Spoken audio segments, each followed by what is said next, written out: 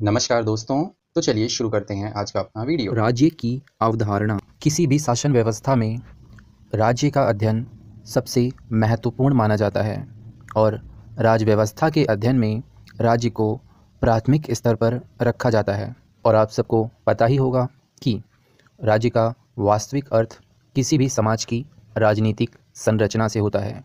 इस राजनीतिक संरचना के अंतर्गत किसी भी समाज की कानून बनाने वाली इकाई, जैसे भारत के संदर्भ में संसद, समाज की सरकारें, चाहे वह केंद्र सरकार हो या फिर राज्य सरकार हो, और साथ ही साथ सरकार की संपूर्ण नौकरशाही की समस्त संरचना को राज्य के रूप में जाना जाता है। राज्य एक अमूर्त अवधारणा है और सरकार ही राज्य की इस अमूर्त अवधारणा को मूर्त रूप प्रदान करती है। तो वहीं दूसरी तरफ संप्रभुता सरकार के वास्तविक महत्व को दर्शाती है। राज्य के आवश्यक तत्व कौन कौन से हैं, मतलब ऐसे कौन से तत्व हैं, ऐसे कौन से घटक हैं जिनके होने पर ही कोई संरचना या कोई इकाई राज्य का रूप धारण करती है। इस संदर्भ में अलग अलग विद्वानों ने अलग अलग मत दिए हैं। मतलब राज्य के आवश्यक तत्व के संबंध में विद्वान एक मत नहीं है। इस मामले में विद्वानों ने अलग अलग विचार प्रस्तुत किए हैं, लेकिन उन सभी विद्वानों में से गार्नर महोदय के द्वारा व्यक्त किया गया विचार, इनके द्वारा दी गई अवधारणा या कहें इनके द्वारा दिया गया सिद्धांत सर्वाधिक मान्य है। तो आखिर वह कौन से सिद्धांत हैं या ऐसे कौन से तत्वों की व्याख्या इन्होंने की है एक राज्य के होने के लिए जिसको सर्वाधिक मान्यता प्राप्त है, चलिए जानते हैं। तो गार्नर महोदय ने बताया कि किसी भी राज्य के लिए 4 मूलभूत आवश्यक तत्वों का होना जरूरी है। इसके अंतर्गत पहले नंबर पर इन्होंने बताया कि जनसंख्या होनी चाहिए। उसके बाद बताया दूसरे नंबर पर एक निश्चित भूभाग होना चाहिए। तीसरे नंबर पर उस निश्चित भूभाग में एक सरकार होनी चाहिए। और अंततः सबसे महत्वपूर्ण तत्व है संप्रभुता। मतलब अगर इन चारों तत्वों में इम्पोर्टेंस, मतलब महत्वता की हायरार्की देखें तो इसमें संप्रभुता को सबसे पहले नंबर पर रखा जाएगा। और ये चारों तत्व मिलकर ही किसी संरचना को, किसी इकाई को राज्य के रूप में परिवर्तित करते हैं। इसका सीधा सा मतलब यह हुआ कि किसी भी संरचना या किसी भी इकाई के राज्य होने के लिए ये चारों तत्व अनिवार्य रूप से जरूरी हैं, वैकल्पिक नहीं। मतलब अगर इनमें से कोई एक तत्व मिस हो जाए तो राज्य की अवधारणा निरर्थक हो जाएगी।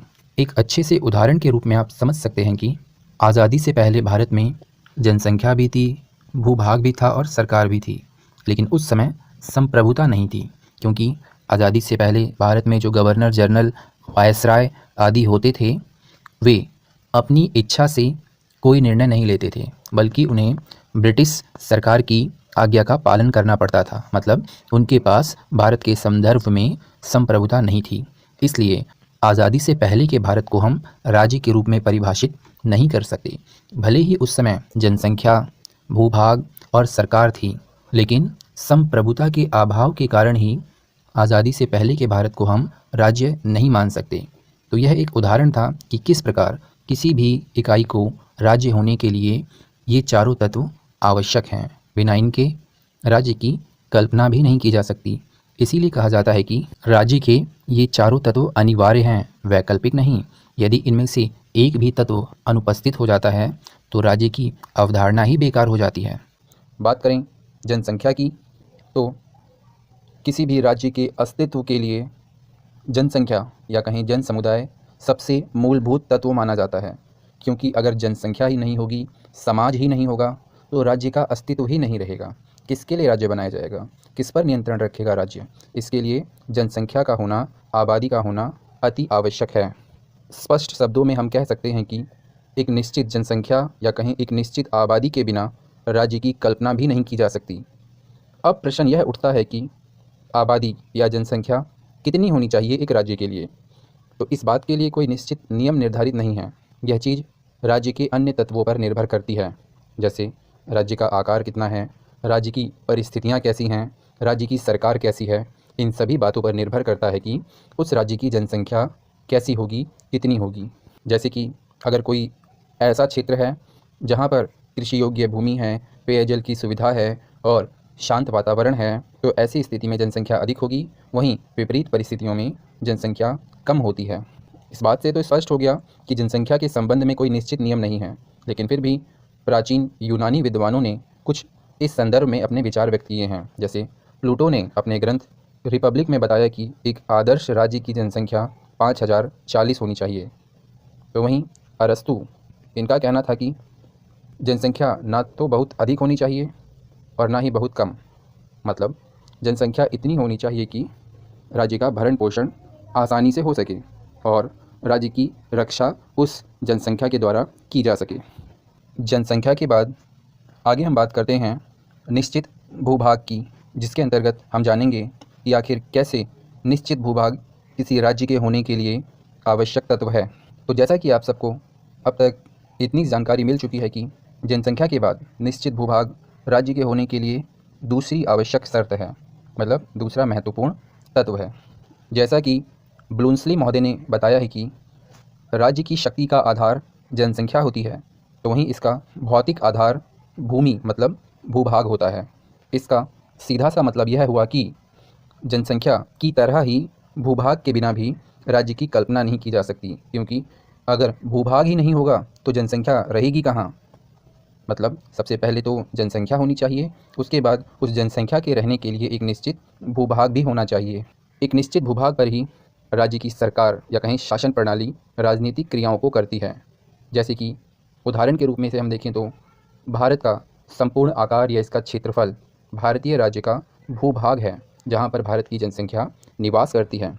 इस संदर्भ में एक महत्वपूर्ण तथ्य यह भी है जिसे आपको जानना चाहिए कि एक निश्चित भूभाग के बिना जनता में एकता, बंधुत्व और देश प्रेम की भावना भी नहीं पनप सकती। बात करें सरकार की, तो सरकार जनसंख्या और निश्चित भूभाग के बाद राज्य के होने के लिए तीसरी आवश्यक शर्त है। ऐसा कहा जा सकता है कि सरकार किसी भी राज्य की आत्मा होती है। एक निश्चित भूभाग में रहने वाली जनसंख्या को तब तक राज्य नहीं कहा जा सकता जब तक उस भूभाग पर कोई सरकार ना हो। इस बात से स्पष्ट होता है कि राज्य के लिए सरकार कितनी ज़रूरी है।